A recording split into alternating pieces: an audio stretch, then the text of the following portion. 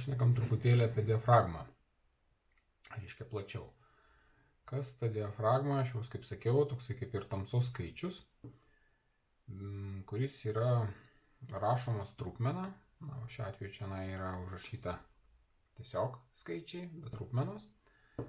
Bet iš esmės tai yra pagal tam tikrą matematinę formulę išskaičiuojamas santykis tarp šitų milimetrų, apie kurios gal irgi kad nors papasakosiu, ir grubiai tariant, tos reguliuojamos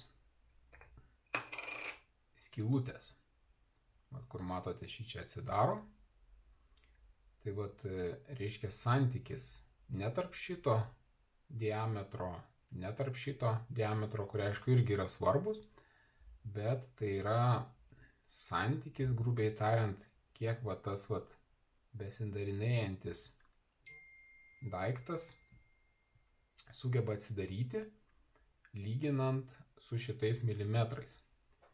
Ir dabar, jeigu pasižiūrėt, mes čia matome tokius gana keistus trupmeninius skaičius irgi, kurie iš esmės yra ne kas kita, kaip šaknis, kvadratinė šaknis vieno skaičiaus iš kito.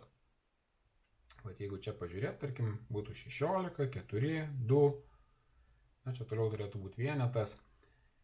Žodžiu, ką tai reiškia? Reiškia tarpas tarp tų skaičių, reiškia, kad į objektyvas praleis dvigubai mažiau šviesos.